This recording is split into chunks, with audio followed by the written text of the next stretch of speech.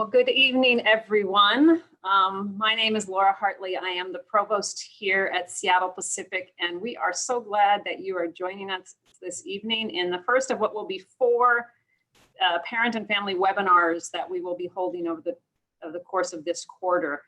I am a parent of 2 college-age students, one who is a senior at another institution here in Washington, and one who is a junior at a college out in Massachusetts. So I will tell you that I have been navigating the last 6 months from the perspective not only of a higher ed administrator, but also as a parent. And so I am with you all in the trenches, trying to support my children and help them through what has been a really unusual season. So we've never really done these webinars like this for parents in this kind of first term, this fall quarter. But we just thought it would be a great idea to connect with all of you and give you the opportunity to hear from us in terms of what's unfolding as we navigate this, this quarter that is unlike any that any of us have ever experienced. So tonight I have with me my main leadership team. This is the Provost leadership team, and I'm really appreciative that they've taken the time to come and answer questions. I'll introduce them in a moment, but before I do that, I want to say that this is a week that we have looked forward to for months now with great anticipation and eagerness, and we have been tirelessly planning for the start of the term and welcoming students back. And I am hearing reports from faculty of students who are engaged, who are glad to be in their classes, who are excited to be at Seattle Pacific, and from faculty who are learning to teach in new ways. So it has been a good start to the term. At the same time, I know we've had some challenges, and we anticipated that there would be challenges, and as much as we tried to think through all of the details that could unfold, I will say that none of us in all of our planning expected to have the kind of smoke event that has occurred starting last Friday and really is still with us. So the air quality here in Seattle, for those of you who are not aware, has been just really bad, and in ways that we could never have anticipated, in ways that are sort of off the charts in terms of what anybody has experienced here before. And so that, with all of our planning, that has thrown a little bit of wrench into some of our planning, and we've had to be flexible and adaptive. But I think it has affected the way we've started. So I just want to say that, not as an excuse, but just as a reality of what we're dealing with here. And for those of you who are not here in the Pacific Northwest dealing with the smoke from the fires, we just ask for your prayers as we continue to navigate this, and for all of the first responders and frontline people who are fighting those fires. So we have about an hour here this evening, and the way that this webinar is going to unfold is that we will be answering a lot of questions that were sent in before the webinar started. And then if you have a question that you want to ask live, there are 2 ways that you can do that. If you are on Zoom with us, you can just type it into the Q&A chat box, and we've got a great team of administrators here who are working behind the scenes to receive your questions. In some cases, they may answer them directly, and others, they'll pass them on to us. And some other questions we may not get to tonight, but we will certainly follow up with answers to those questions. So you can type those if you're on Zoom. You can also, if you're not joining us on Zoom, but on another platform, you can send an email to parents@spu.edu. So we have a person who's monitoring that as well, and we'll also include the questions we receive from that. So with that, I want to just jump into introducing our panelists tonight. Again, this is my primary leadership team. They are a group of highly experienced, wonderful people, and together, collectively, they oversee really the majority of the whole student experience here at Seattle Pacific. So first of all, we have Dr. Jeff Jordan, who is the Vice Provost for Spiritual Formation and Community Engagement. Sorry, not Student Formation and Community Engagement. he had a recent title change. So Jeff oversees our whole student life, or what we sometimes call the co-curricular experience. And working on that student life side as well, we have Reverend Lisa Ishihara, Chaplain Lisa, as she's known around here. She oversees our university ministries, so all of the ministry outreach opportunities, our chapel programs, a lot of spiritual formation opportunities for students. We also have Dr. Cindy Price, who is our Vice Provost for Academic Affairs, and all of our academic deans and faculty report to Cindy. So Cindy's really on the front lines of all of our academic programs. And then finally, Dr. Sandy Mayo, who is our Vice Provost for Inclusive Excellence. Dr. Mayo oversees a lot of different programs and initiatives related to making sure that our campus is a welcoming, inclusive place for all students. So thank you all for being here today. I want to start with talking a little bit about some of the health and safety questions that have come in. This is a lot of the planning we've been doing the last few months. And before I ask the first question, I just want to note for all the folks who are viewing the webinar tonight, that it's important to realize that there are no national regulations that have been enacted. And so states and local health authorities are the entities that are issuing the reopening requirements for higher education. So the guidance that we are having to adhere to and really take into consideration is the guidance that's coming from the state of Washington, as well as from our local county. And I think that's important to say that, because if you are in a place other than Seattle, you may be in a state where the guidance is quite different, the approaches are quite different. And so what you might be seeing at local colleges and universities around you might be quite different than the kinds of things that we can do. So we are accountable to our state and local health authorities. And so I think that's just an important thing to say at the outset. But Jeff, I want to ask you the first question, the first couple of questions here, because you've been overseeing a lot of our kind of direct line COVID-19 planning. And I want to start with the question of testing. So this is a question that several parents asked, and every college and university that I've been monitoring or talking to seems to be taking a little bit different approach to the issue of testing. So can you talk a little bit about the approach that we've decided to take here at SPU at this point, and kind of what guidance we're taking into consideration as we're making those decisions? Sure. Thanks, Laura. Good evening, everyone. Great to have you on the webinar. This has been a challenging time, as Laura said, Dr. Hartley said, in particular with testing. And so we have been working hard through our health services with our director, Sally Funsel, with others that have been a part of the group, our facilities people, our university council, as well as external consultants, trying to assist in regards to figuring out what is the best approach toward testing. And as Dr. Hartley said, there are many different approaches that schools are doing. Some schools have had some type of access to testing and are doing some things in regards to requiring it or trying to do things on a random basis. We took a little bit of a different approach in the sense that, one, we have not been able to get the materials for tests, although we have tried very hard. We've actually bought a machine and then found out that cartridges that we were trying to get are no longer available to us.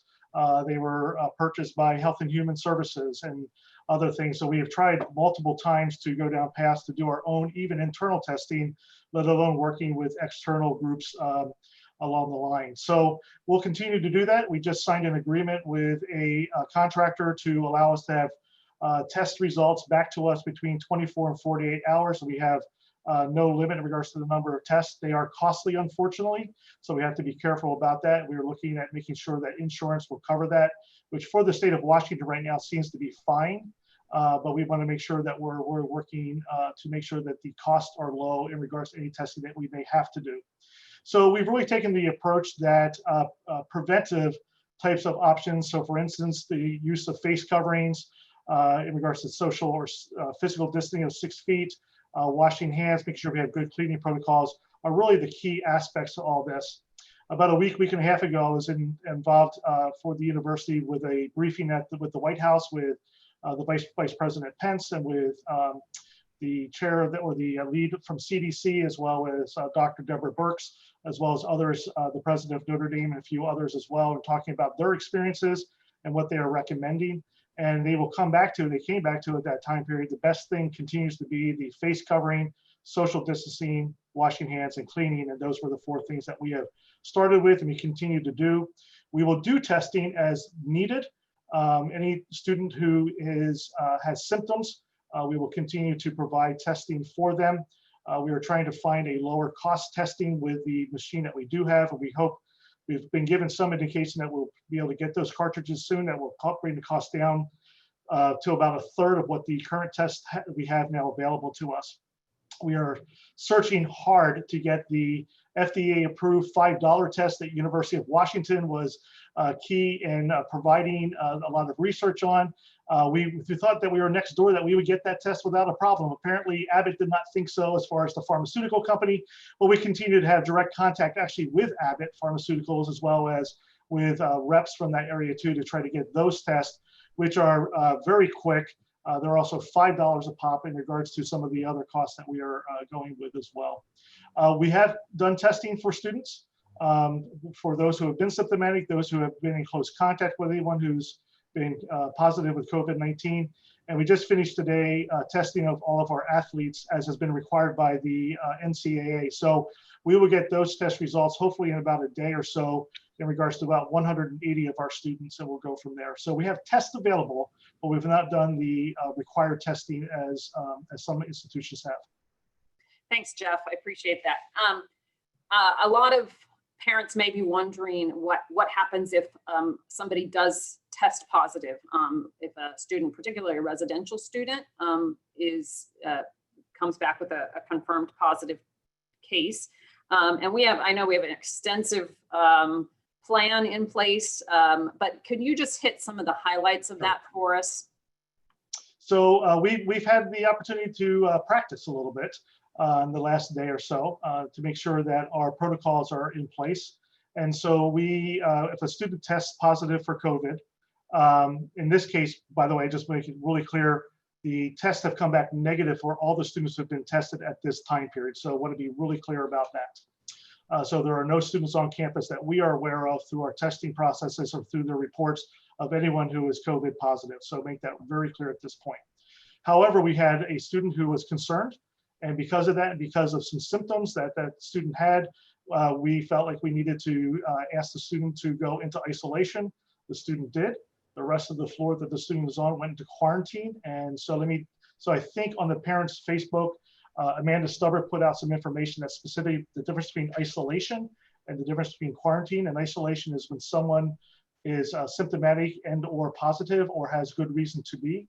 And so we will ask that student to go into a unit separate from the rest of the places that they are living. The rest of the roommates or others on the floor will go into quarantine, and they'll stay in quarantine until we get final test results back. So we have in process, we've been able to deliver food. We'll make sure that we are able to care for the students, whether in isolation or in quarantine. And so we continue to work through that with different folks around campus, whether our facilities folks in regards to moving a student, or residential life folks in regards to caring for the students that are there, as well as our dining services providing food. So those are things that are really important to us to make sure that we're able to handle those things. So there's a lot more to it besides that. Of course, the testing that goes on with all this, our health services folks having direct contact, especially for the student who may be concerned about his or her exposure or the test results. We want to make sure that we provide good guidance along that line. We'll have more information about that. We just revised it again actually yesterday. And so we want to make sure that that is something that we will provide, especially for any student who is in that type of a situation with isolation and or quarantine, to make sure they know what the expectations are. They're able to contact the right people. All those types of things are all available to them. Thanks. And I'll also just add that we have quite a number of staff members who are trained as contact tracers. And so that's a piece of that as well. If we get a confirmation, then we'll go through a contact tracing process to notify people who may have been in contact with the individual who tested positive. Laura, can I add one more thing to that? Yeah. Because I think that's an important part in regards to contact tracing. The other part I think is really important that kind of relates to that as well as the testing is our work with the local health department. So King County Public Health, also the state and the governor's office with the Secretary of Health. These are really important pieces to make sure we have those in place. So we will rely when we need to on the county or the state, and they will take the lead on some of this. But we also make sure we're able to do things internally as well. So the contact tracing piece, where we have, I think, 7 to 10 people now that are certified through Johns Hopkins University in regards to their contact tracing program. And so we will continue to add people as we can along that line, as well as utilizing some of our electronic medical records processes in order to track all that as well. So sorry, just want to add that piece too. I think that's an important aspect. Thanks, that is important. One more hopefully brief question here about some of the health and safety things, and that's about the face coverings we're requiring and the physical distancing. So we're hearing some confusion, I think, from students as to when they need to wear their masks, when they don't, why do we need to keep 6 feet away? So can you just very quickly remind our families here of the guidance that we are following, again, from our state about face coverings and physical distancing? Yeah, per so there's a different orders and amending orders in regards to all of this. And one that was issued is 20-03.1 from the governor's office. I have a lot of numbers for a lot of different proclamations and other pieces for all this, but this is specific to face coverings, the proclamation on this. And really the bottom line is when a student is not in his or her bedroom, they need to wear a face covering. And so that's a really important part of all that. So that is what we see along that line. We're continuing to review it. I know there's been some questions in regards to what happens in apartments, but for the students who are in our residence halls, whenever they leave their residence hall, their bedroom area, going out to the hallway, going into a restroom, or going into a main lounge area and other places, as well as around on our campus. Now, what's difficult about that one is that we are asking folks to have face coverings as they are outside as well, especially if they're with anyone else and walking, but also even if they're not, as much as possible. Now, if someone's exercising and running, things like that, obviously that's going to be a little bit more difficult. And so we want to make sure that we allow for those exceptions to wearing a face covering. But for the most part, we're asking everyone, including our faculty and staff, to have face coverings as well. So for instance, in my office, you see my messy office behind me right now. If no one else is here, that is fine, but actually I have a door. When my door opens, my face covering comes on, and we're asking that to happen throughout campus with our faculty and staff as well. So we have some who are in open office settings. In those places, we're asking folks to always wear their face coverings also. Yeah, thanks, Joe. All right, I want to switch gears here a little bit, and we've heard a lot of concerns from parents, a lot of questions from parents about the ability for their students to make connections with other students. We know that those social connections are a really important part of the college experience, and they're particularly important in the first term in which a student is enrolled. And so I want to talk a little bit about some of the opportunities that we have available for social connections. And Lisa, I think I'll start with you.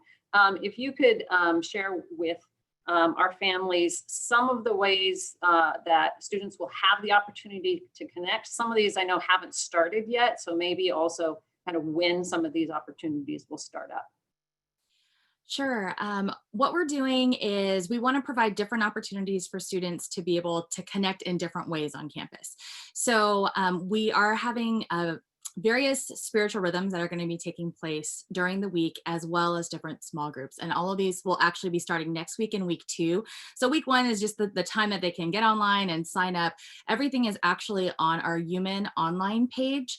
So if you just type in SPU UMinn online, it'll have a list of everything that students can sign up for, all of the links that they would need to be able to connect. So Mondays, Wednesdays, and Fridays from 12:35 to about 12:55, we'll be meeting in a Zoom format like this. So they'll be able to actually see each other, which I think is really helpful. It's not just like watching a worship service kind of time. We're actually going to be practicing just some spiritual rhythms. So it might include prayer. It might include some song at times. It might be going through a poem or a particular passage. And so we want to provide a space for students to, I think, come back to something that's grounding, because I think a lot of other things can feel like the world is swirling, but we want to have something that is consistent where students can return and feel seen and known and be reminded that they're not alone.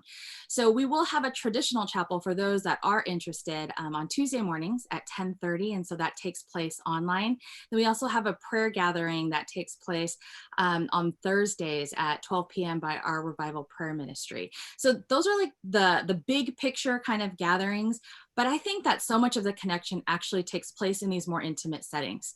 And so all of our formal kind of ministries are actually taking place virtually online at this point in the quarter. We would love at some point to be able to open up if the phases change. That is really, that is our hope. We would love to be face-to-face with your students.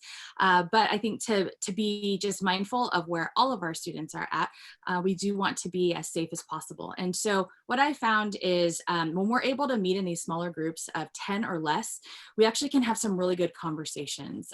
We made this switch last spring as well. We are offering over 9 different small groups. A couple of them are going to be book studies. If you're familiar at all with the Reverend Dr. Brenda Salter McNeil, she has a book that was just released called Becoming Brave. And so we're going to be going through that. We have one group that's going to be just a women's group that meets together, and then one that's open to everybody. We also know that the elections are right around the corner, and that means there might be a lot of things coming up for students and a lot of really, I hope, good and maybe even sometimes hard conversations. And so then some of our groups are going to be journeying through a book called Thou Shalt Not Be a Jerk by the Reverend Eugene Cho. And that book, I think, is actually really helpful to just think about how do we have conversations? How do we honor one another and have dignity? And I think to process that in a small group is actually really helpful. We also have some other groups that are listed online, like In Context. We also have a couple of groups that are going to be coming directly out of the residence halls.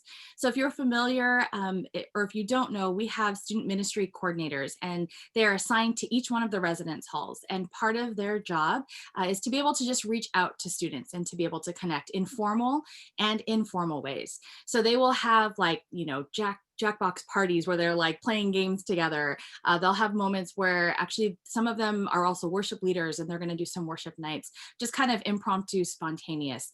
The best way to get connected there is actually to have your student follow their Instagram for their particular res hall. That's where like the students are posting, they're doing videos. It's one way that students can actually feel connected with one another. We also recommend, we had done during orientation, our campus pastor team was able to sit with over 115 students, and we were able to just talk about other ways to get connected, even like the informal ways of just finding somebody that you can wear your face covering with, stay 6 feet apart, but go on a walk together. It might be taking a walk up the hill in Queen Anne and going to Trader Joe's and doing a grocery run. There's something about not being alone that is really important in this time. And so we really want students to be able to do that. I mean, had the smoke not happened, we know that our SMCs would have been, you know, sitting outside with some people on the lawn, you know, social or physical distanced and eating meals together. And so it's such a bummer that really the weather is the way that it is, but we are looking forward to next week. And so it should clear up. So our students are hopeful and thinking about that as well, so that we can honor one another. At the same time, I know that sometimes students just feel in crisis, or they just need somebody to talk to, or they have really hard questions. And that is really where our campus ministry team comes in. We are a team of campus pastors and also ministry team members that are professional staff. And we want to meet with your students. So that's another place where it can be a Zoom in this kind of format, but actually I've already been meeting with students face-to-face, like on a walk, walking around campus or walking down to the canal. I think that there is something that happens in that space where students can be heard. That's also really important. And so we want your student to know that they are not alone in this place. And so they can reach out to myself at chaplainlisa@spu.edu, or they can sign up online. So we actually do have Chat with a Campus Pastor and ministry team member. You'll see all like a picture of all of our team members. These cards actually went out to all of your students, and that's our ministry team. And so then that way students can kind of also like say, hey, I might feel more connected to maybe this person. And then they can actually request to connect with a particular staff member. And so we just want you to know that our team is here for your students. We love them, we care for them. So whether they're a person of the Christian faith or on a different journey, we still want to come alongside them. That's really important to us, to be able to care for students of all backgrounds, in all walks of life. And so we want to be here to support you. So please do reach out to us. And if you have any other questions, I'm happy to answer them.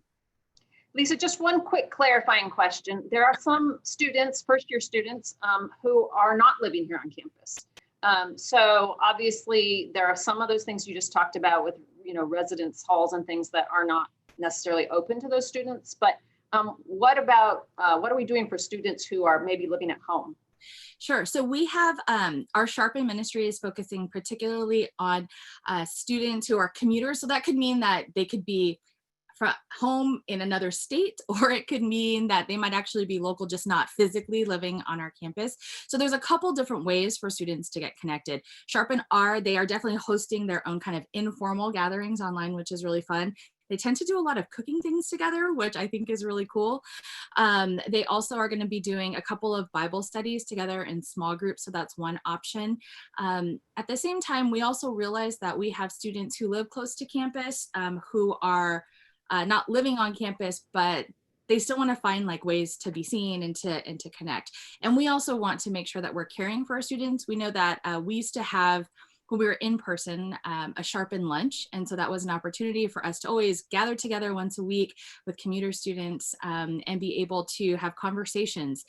We know that we can't do that in the same form, but every month we're actually going to be doing a grab and go lunch. So for some of our students who are living off campus, there's going to be an opportunity for them to come and to grab a sandwich, and it'll have a card with all these different ways that they can get connected on campus. So we want our commuter students to know, like, we see you too. We hope, I think when the boxes went out, these cards were in them. So I think there are different ways that our commuter students can also join our small groups, Zoom in with us online for our larger gatherings. One opportunity that I think is really fun, and this could be for commuters or for our students on campus, we have a gathering called Group, and that meets on Wednesday nights. It's kind of the late night, like, we're the cool like students. And so they just kind of have like this opportunity to like go for it. And sometimes they'll do like different reflections or student testimonies. I think students hearing from each other and hearing each other's voices is actually really important. They've done things like spoken word, so students can come and like share different poetry that they've written. I think finding ways for our students to honor each other, to see each other, and to encourage each other is really important. So all of those opportunities are online, but if they follow us on Instagram Group, that's where they can get connected for our Wednesday night times as well. Thank you. Mhm. Jeff, I'm going to go over to you to kind of build on that, but and I'd like to ask you again, maybe to briefly some of the other formal ways that they can get connected to groups and clubs and things like that, but even more informally as well, how they might get to know others. And I think, again, there's been some challenge with not really being able to be outside this week because of the air quality. And so we do expect those opportunities to improve. But also we've had a lot of questions about the dining hall and students having to eat alone. And so could you just talk a little bit more about that in terms of student connections? Sure. So let me start with some of the things that are happening out of some of the offices. So over 400 students participated on Sunday night. It's called Rama, and that's a way to try to let students know about all the different things that are happening on campus with clubs and organizations and different opportunities for connecting. Chaplain Lisa talked about some of those that were out of the ministries area. There are many others in regards to other areas of interest, and I'll not go through those specifically, but tonight is actually club orientation. So if your student is looking to join a club, tonight's the night to make sure that they are aware this is the time to jump into that. And similar to as Chaplain Lisa had information in regards to how to get in contact with that. So for our students, it's spu.edu/engage. And that is the way that they would get in connections for all that. A couple other things that are happening, just for you to know, there will be some virtual yoga next week, as well as on September 25th, next Friday, we will be doing speed friending, not speed dating. I want to make sure that's really clear, but speed friending will be next Friday evening. That's run by our student involvement and leadership area. And then the next week on the 28th through October 2nd, what we had tried to do this week was actually a scavenger hunt, virtual scavenger hunt, which actually connects people in teams. And so we will do that. It's called Goose Chase Scavenger Hunt, and that will happen with that on the 28th through October 2nd, with a place for students also then in small groups to go to some food trucks at the end of that time period. And then there'll be some online trivia and some other things down the road.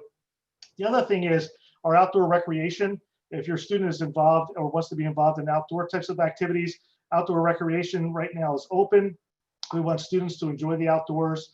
So there are different games and different things to rent there, and those are available also. The other thing in regards to dining, and I'll go kind of to other things down the road in regards to maybe some academic support or other support services later if we have time. But as far as dining, one of the things I know has been very difficult, and I've spoken to some of the parents about this as well. So we are really looking at what might be an option for us to allow students to do more dining together in an appropriate way. So we met today. We've been looking at this material for the last week or so. We wanted to see how things were going this week. I wanted to kind of check with the governor's office, also with our, we have a industrial hygienist that works with us as well, get some consult on this. So hopefully within a day or two, you'll hear some more information about some options that will open up some opportunities for students to dine together. It will still have to be in a limited fashion, as is required by us, by the governor's office. But we have a draft of a proposal that is going back and forth right now for some final edits. And so that should be something that will come out soon along that line. Yeah, thanks. And we should add to that that those sort of changes to our policy are really about indoor dining. Again, once the air quality is better, students will be able to eat with whomever they want if they're outside and they are appropriately physically distanced. So that's an important piece of it. All right, I want to change gears here and let's talk a little bit about classes, because actually we are here to take classes and to learn. And so I'm going to turn to Dr. Cindy Price for some of these questions here. And Cindy, one of the questions that I'm sure people are thinking about in terms of if their student has to go into an isolation or a quarantine setting, what are they supposed to do in terms about their classes that are, particularly those that are meeting in some sort of face-to-face modality? Thank you and welcome all. Let me address several questions that I'm seeing pop up, but on this first one, for the most part, we'll treat students who need to go into quarantine just like any other student who is sick, maybe with the flu during the year. They'll work with their faculty directly to catch up on assignments. They could still, if they're feeling well, they can still catch up with them face to face. So the faculty are prepared to work with students who get sick, whether it be with COVID or any other illness that will march its way through campus at some point. For students who become ill and really can't do their coursework, they'll work with the faculty too to give them a little space to get it done and to catch up. So I'm actually not too worried about students who become ill or have these kind of limitations. We've set up protocols to make sure that they have every opportunity to get their classwork done. Laura, would you like me to just continue to answering some of these other questions that we're seeing? Sure. And maybe the next question, I know, again, going back to the fact that we have a lot of commuter students, even first-year students who are commuting, and they may have a class that is fully online, and then right after that, a class that is in person. And so they have to be on campus for that in-person class. What are they supposed to do about where they should go to participate in that online class? So I think one of the challenges this year, we did all the planning we could think of, and then the students show up and we go, oh, we hadn't quite thought as much about that issue as we should have. And so the last 2 and 3 days, I think all of us have been moving quickly to assess what we need and how we can meet the students' needs quickly. And one of the challenges we have is the number of students. We still have quite a few students who have at least one face-to-face class. And so for those students having a face-to-face class and then might have a Zoom class or a Teams class and they can't get home quickly, what we are doing is we are looking at a number of places on campus. As of yesterday, we are designating one floor of the library just for students to go and to take their classes. And to use the library, you do need to reserve a seat, and that really is to help us maintain capacity, that they can truly walk right up to the library and use it immediately. They just need to sign in. I checked the reservation system this morning. It's not being used a lot right now. So we know that there is plenty of space for students to go and do their studies that way. We also are cognizant in several weeks the weather is likely to change, and as we see demand increasing, we will open up more spaces for students to be able to go and do their work, whether they need to be in the library or some other location on campus. One of the questions too a parent asked is, they said, you know, could a faculty who's offering their classes online do more things live, face-to-face, and less things asynchronously or offline? And to that question, I'd say give them a few days. I mean, most of these students haven't even met with their faculty for every class for this first week. And faculty are going to approach this from a variety of different ways. They really value the time they have with their students. So I anticipate that every class will be finding ways to meet with the class one-on-one. For those who are blended, they might see them once a week. For those that are fully remote, it's, you know, one way to do it is to drop a video of the lecture and then meet in small groups. I know my son's in grad school all online, and he actually told me the other day he really likes that he can spend time with a lecture, he can go back, he can take notes, he can think through it, and then he's much more prepared when he has his face-to-face discussion. So give that a little bit time. You can always contact me if it continues and you're concerned, but I anticipate that the students are going to see a fair amount of their faculty. And this question is both for Cindy and maybe also for Jeff. So even in a normal semester, college can be pretty overwhelming for first-year students. And the workload is an adjustment almost always. And so it's pretty easy for students to feel overwhelmed pretty quickly. And so can you, Cindy and Jeff, maybe talk a little bit about some of the academic support services that we have available, and especially how do students access those, whether they are online or residential? So I'll start with what falls into my area, and most of this falls into Jeff's area. But first of all, we know the rhythm. I mean, we can predict when it's going to get hard, when it's going to get easy. For parents, the first week, it tends to be a little overwhelming because they look at the syllabus and they look at all that reading and they get really overwhelmed with how much to do. And then it's going to peter off for a while. And then about week 4 and 5, when midterms come, the anxiety level is going to go up and they're going to feel overwhelmed again. And then it'll go down and then it'll come back up at week 9. So yeah, I've been in higher ed a long, long time, and it is a super predictable pattern. So for parents, that's a great time to walk alongside and help them realize what services we do have. Every single service that we offer face-to-face in a non-COVID time is being offered. And so there are plenty of opportunities. The challenge sometimes is, you know, when you're on campus, you just walk by an office and you drop in, and sometimes that's a little less intimidating too. But here they have to be proactive and reach out. And last spring, one of the #1 issues we found on campus is that students weren't using services as much as they had in the past. So we're going to really be making it known to students over and over again what's available. So in my world, what's available to students, since I oversee faculty, is every faculty has office hours. And it may be listed on their webpage, it may be in their signature, it's likely on their Canvas website and in their syllabus. But a first stop is always a faculty member's office. So give them a call. They're going to set up an appointment with you and you'll be able to meet with them. Again, if this isn't sounding like a broken record, once this weather clears, several faculty have always said, hey, can I meet outside with my students? Offices are just too small for one-on-ones, but we said any place you can find where you can maintain the proper protocols, you're welcome to meet that. And the faculty are very anxious, especially after last term, to be meeting with students. So I anticipate that will come up. The other contact point in my area that students have is their student academic services counselor, or around here called their academic counselor. And those folks can be accessed online. And currently we have somebody in person down in Demery Hall. But these folks are really there to help students navigate what services are and who they can talk to, and can help them plan if things get tough. So in my area, excuse me, all students have 2 contact points. Their faculty member, who they're taking a class from, their student academic services, And one more, they all have a faculty advisor, and they can find that who that out is in their banner, and the faculty advisor is there to help them too. Jeff?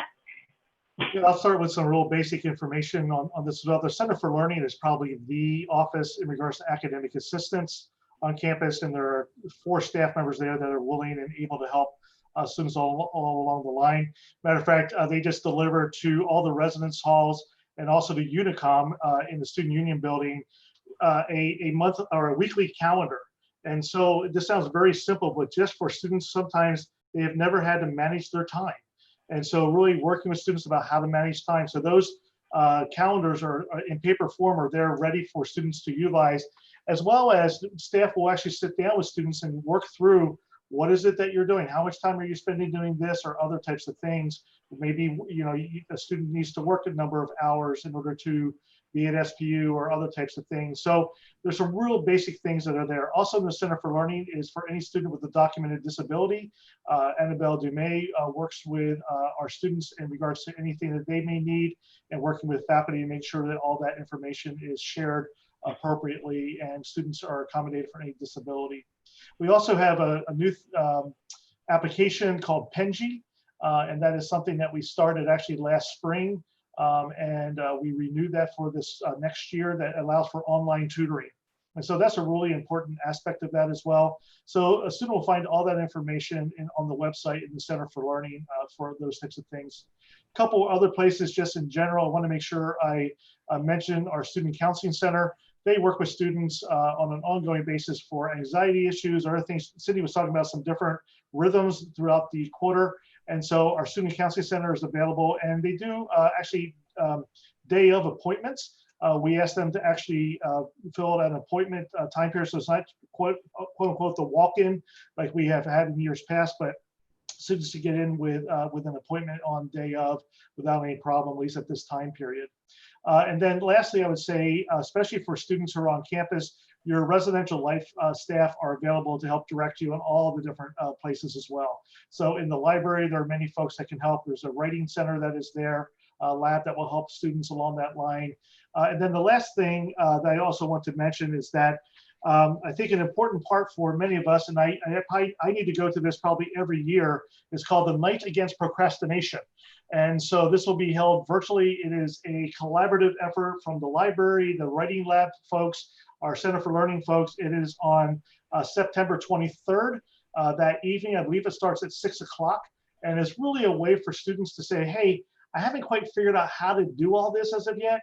So they've been in it long enough, but not too long where it's going to be detrimental. So this is when staff, and we have also peers there, older students who have really been trained about how to assist students along the line.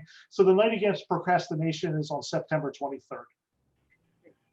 Thank you for that. Yeah, there are so many ways that we stand ready to support your student. And so I would just, one of the best things that you can do as a parent or a family member is to just really make sure that your student knows about these resources and is, as Cindy said, being proactive in terms of connecting to them.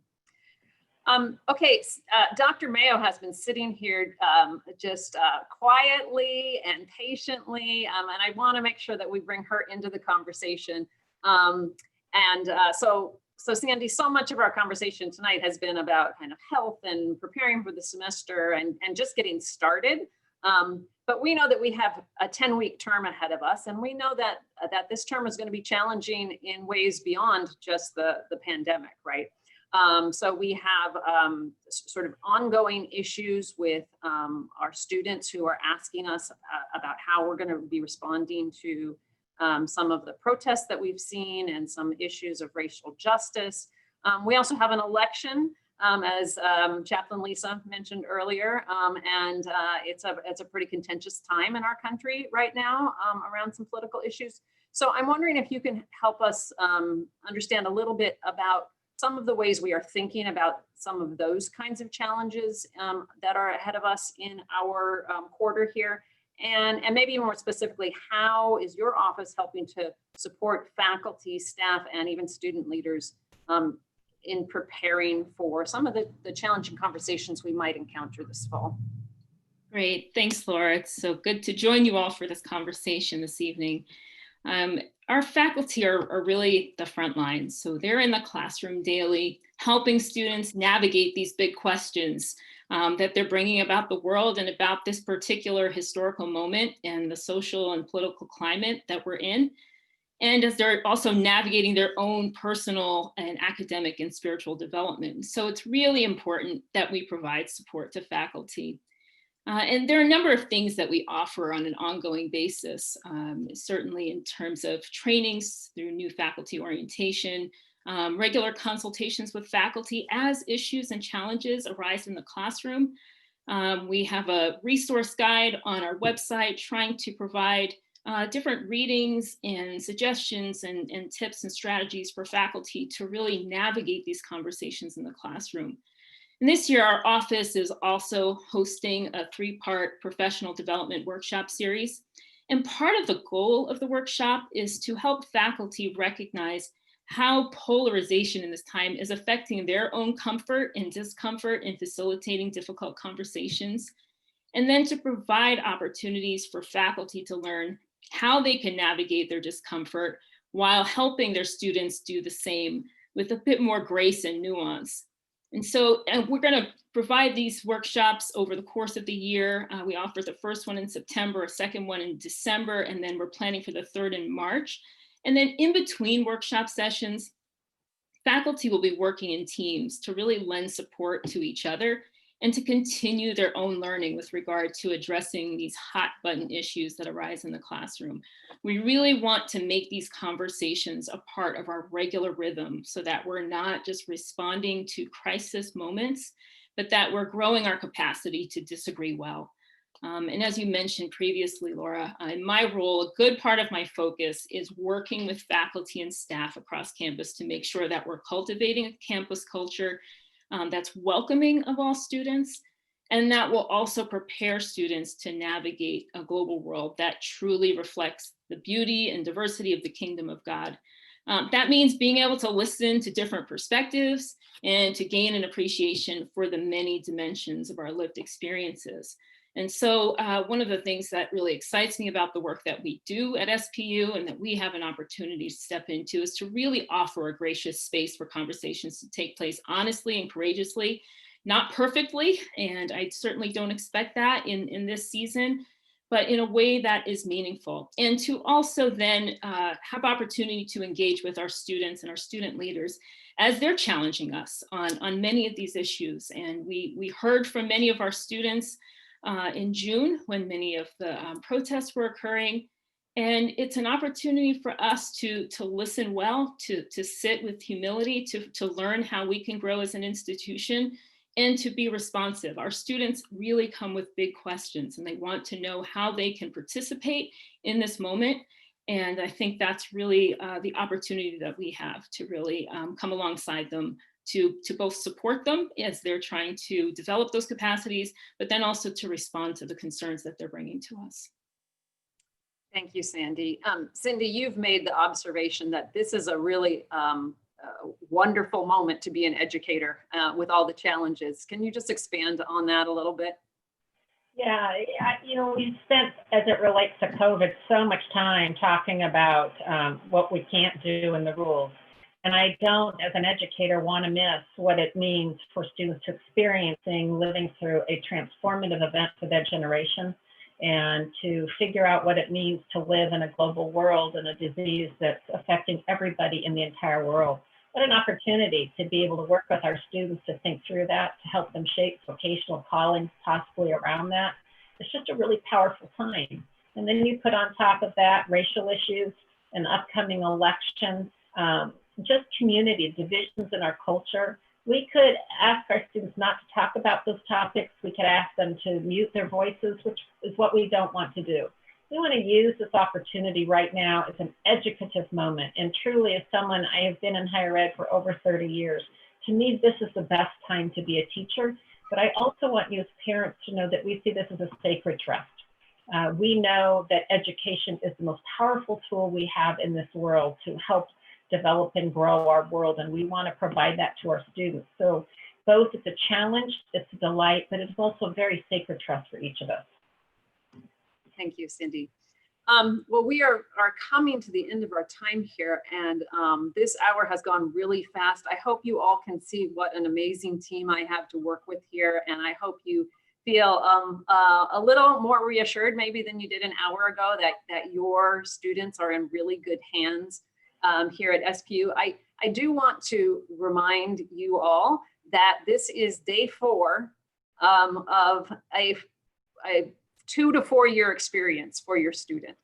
So we know that many of them have experienced challenges. A lot of that is just the normal part of starting college. Obviously, we have these additional layers this year that students are navigating, but I truly believe, as Cindy just said, that this generation is going to grow a kind of resilience because of what they have been experiencing and are continuing to experience.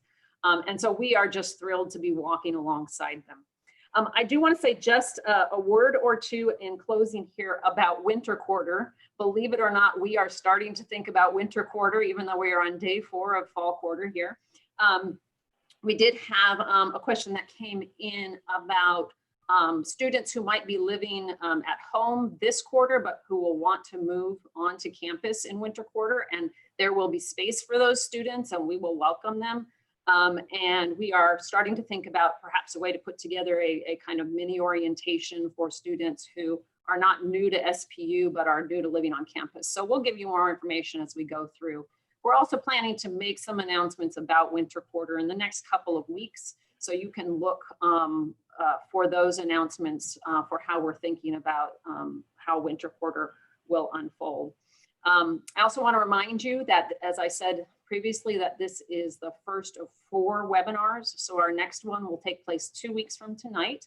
That's October 1st. It'll be the same time, 6 to 7 p.m. Pacific time.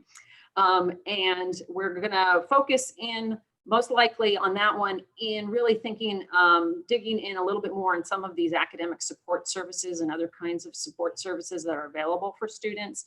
We find week 3, as Dr. Price already said, is a good time to remind students of the extra help that's available for them. So I'll be inviting some of the directors of the various offices that support students in those ways to come and join me and give you some more details as to what their offices do.